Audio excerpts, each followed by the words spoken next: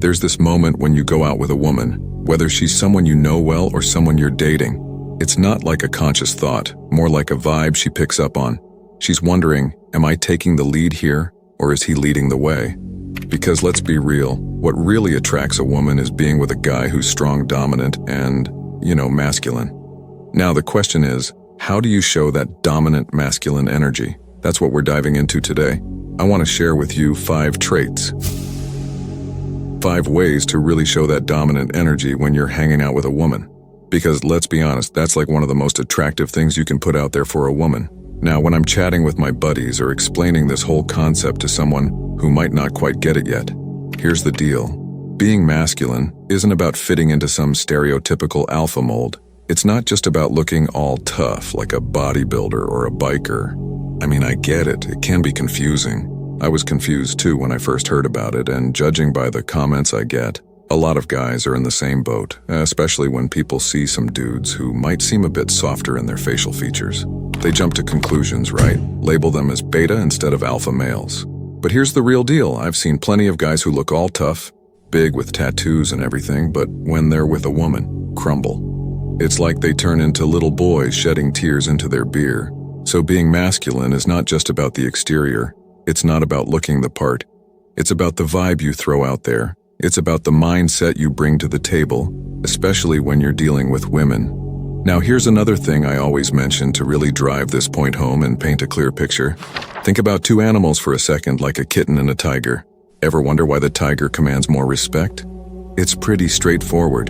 The tiger is way harder to tame, harder to control. Now let's relate this to women. They're not looking for an easily controlled kitten. They want the challenge of a tiger, something that takes time to tame. So the question is, how do you become that tiger? We're diving into 5 steps, 5 tactics, 5 mindsets for you to start working on when you're around women. But hey, these mindsets aren't just for your dating game. They're solid in business situations too, whether you're in a work environment or dealing with clients, bosses, everyone. These mindsets project that strong, masculine vibe that gets respect across the board. Now let's talk about the first trait, something crucial, the willingness to walk away. I always say, you gotta show that you're willing to walk away. Now this is a little trick my buddies and I picked up back in college. We used to throw these parties at our place, and there was this move we called the walk away. Here's the deal we cracked. Early in the night, if there was a girl we were into and we were chatting her up at the party, we found out that our chances of getting her interested skyrocketed if we actually walked away from the conversation after a bit. It's the opposite of what most guys do, They start talking, things are going well, and they feel like they gotta stick around the whole time. They're scared that if they step away, someone else might swoop in and she'll lose interest. But what we discovered was gold. If you're having a good chat and you drop a casual, "Hey, I'm going to catch up with some friends, catch you later," and then reconnect with her later on, it's like magic. Her interest level spikes because you've shown you're not going to be hanging on to her all night. You become that tiger, a bit harder to tame, and that, my friend, is the move. So this whole concept of walking away and showing that you're ready to walk away, there are a bunch of ways to pull it off. One simple way is by not showing too much interest or giving your stamp of approval for everything. You know what I mean? A lot of guys, especially when they're with a woman they find attractive, they're scared to show disapproval or boredom. It's like they're afraid to let her know if they're not impressed with something she says. Take, for example, if she's telling a story and it's not really up to your standards. Maybe she's going on about cheating at something, and the typical nice guy might be like, "Oh, that's so cool." But if you genuinely think it's not cool, you call her out on it. Why? Because it shows her you're not willing to put up with that kind of behavior, that you've got standards and you're ready to walk away if things don't align. Here's the thing, when you're in the dating game with a woman, showing that you're ready to walk away is crucial. A lot of guys hit me with, "She's canceled on me every time I try to make plans." Or, "She never gives a clear answer, always wishy-washy, saying she'll let me know." It's frustrating, right? But here's the deal. You gotta show that willingness to walk away. If you want to know the power of walking away, then watch the video in the description. Now you might say, should I give her an ultimatum? No, that's not the move. What you do is tell her straight up, "Look, flakiness is a real turnoff for me. It was cool hanging out, but I'm not sure this is going to work out." And you actually walk away. Now at this point, one of 2 things is going to happen. Either she's going to be like, yeah, good, didn't like that guy, and you just saved yourself some time. Or she's going to be thinking, wow, this guy isn't putting up with my crap like everyone else, and guess what? She might just start chasing after you. The key is always showing that readiness to walk away. Now, the second thing I want to talk about, and it kind of ties into the first one, is demonstrating boundaries. So, what are boundaries? They're like these internal and external rules you set for yourself. Let me break it down. For instance, a woman might have a boundary not to dive into the intimacy zone on the first date, and you've got to respect that. But here's the interesting part. When she lays down that boundary, there's this part of you that actually respects her more. She becomes more desirable because she's not just crumbling and changing her mind based on attraction, right? She's got a strong boundary. Now, as guys, we want to roll with similar vibes, whether it's in our dealings with her or just navigating life in general that affects her. Let me give you an example. My phone stays on Do Not Disturb all day because I'm in the zone writing, creating videos like this. Getting texts or calls messes with my focus, you know? So, I've set this boundary. Now, what would a typical nice guy do in this scenario? He might get all worried that if he keeps his phone on Do Not Disturb, he'll miss her texts and she won't be into him as much. So, he might tweak his boundaries, allowing her messages to come through. But the attractive, masculine move? Just lay it out straight. Hey, during the day, my phone's on Do Not Disturb. If I don't reply right away, I usually check it at lunch and get back to you if needed. Don't think I'm ignoring you, I just don't reply to anybody during the day, and that includes you. Simple and upfront. I had this buddy, John, who was all about shoes off at the door in his house. At first, he'd get a bit jittery when a woman was over, thinking, should I let her keep her shoes on? But then he started stating his boundary, and guess what? Women were actually more attracted to him. Turns out they respect those boundaries more than he thought. Now, there are other types of boundaries you can roll with, like there are periods in my life where I'm up super early, like stuff. So, if you're out on a date, you might just say, oh, hey, gotta get up early tomorrow, so I'm gonna call it a night, instead of dragging it out for that extra shot in more time. It's all about setting those boundaries. And let's think about what women do. I always say dealing with single moms can be one of the most attractive experiences. They've got these boundaries, commitments to their kids, rules they follow, and it makes guys chase them. I've seen it happen, guys chasing single moms because they're not always the center of attention. Most women, not all, but most, won't bend these boundaries for a new guy, and that just amps up their attractiveness. You've got to have similar things going on. I have buddies who are into golf, and every Sunday, that's their golf day with the crew. Now, when they start dating someone, they lay it out right away. Sundays are golf days with friends, and you can bet women will try to test them. Hey, this Sunday my friend's having this event, you should come. They want to see if you're willing to give up golf day to join her for a cousin's party or a picnic. It might seem like giving it up shows you're super into her, and initially she might think it's cool, but deep down she's thinking, I tamed this guy a bit easier than I thought. Remember, she won't want someone who's really hard to tame. Now, moving on to the next thing, projecting that masculine vibe. Be willing to say no.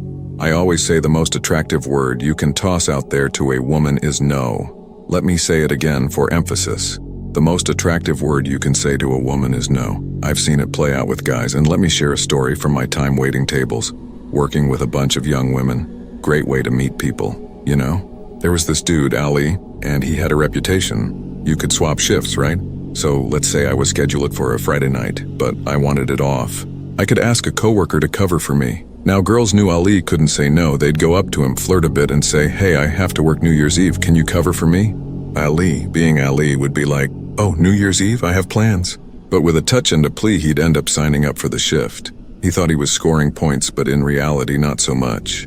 Now, if a girl came to me with the same request, I'd be like, get out of here. You think I'm working New Year's Eve for you? And funny enough, even though I'm saying no, they'd respect me a whole lot more.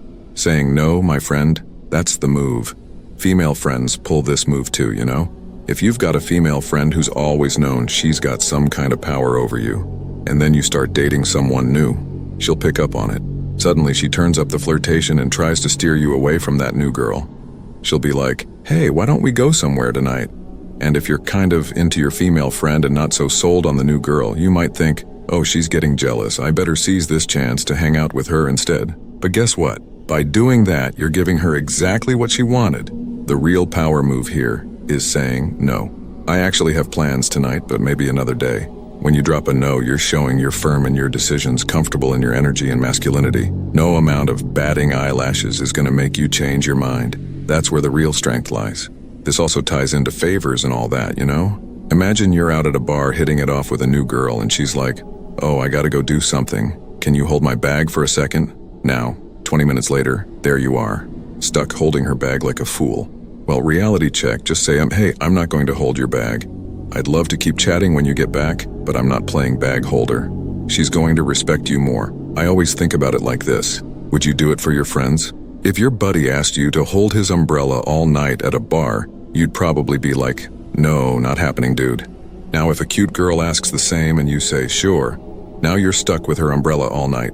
Congratulations, you just became the easily tamed tiger. So bottom line, be ready to say no.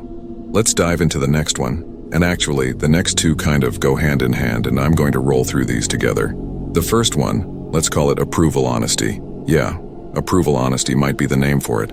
What I mean is you should never use approval as a tactic to build rapport. See, in a flowing conversation when things are clicking and you're vibing, throwing out some, "Oh my God, that's so cool," is all good.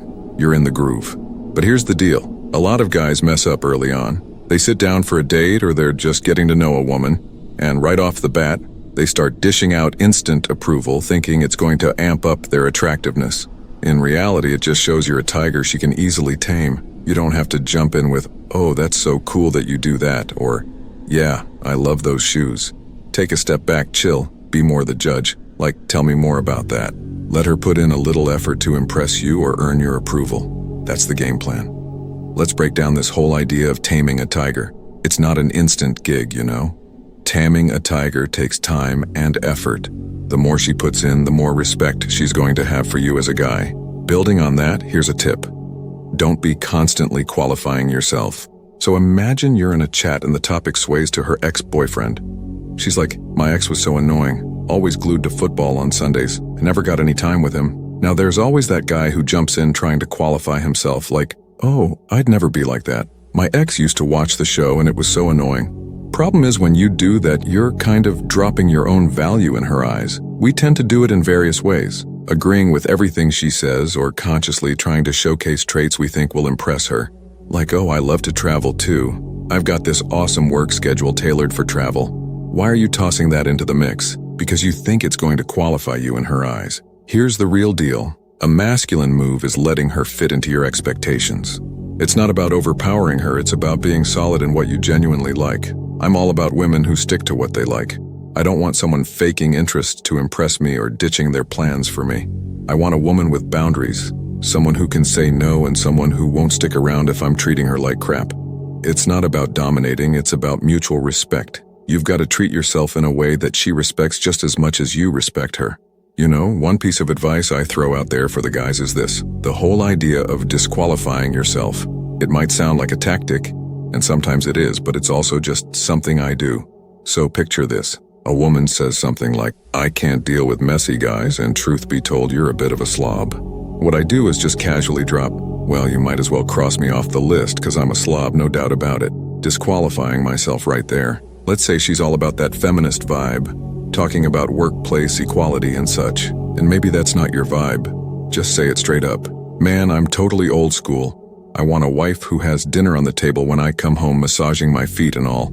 It's like disqualifying yourself if that's not her scene. See, the thing is, the nice guy thinks, "Oh no, I'm taking myself out of the game."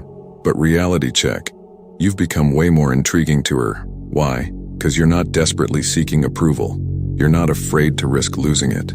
You're ticking all the boxes, showing you're ready to walk away, showcasing your boundaries, saying no when needed, not seeking approval, and not constantly qualifying yourself. That's the real essence of being masculine. If you got anything new from this video, then give us a like and you can share with your single friends who need this info. 'Cause let's be real, being masculine isn't about putting on a tough guy act. It's about what's happening inside you. You can also subscribe and let me know in the comments that you subscribed and turned on the notification bell.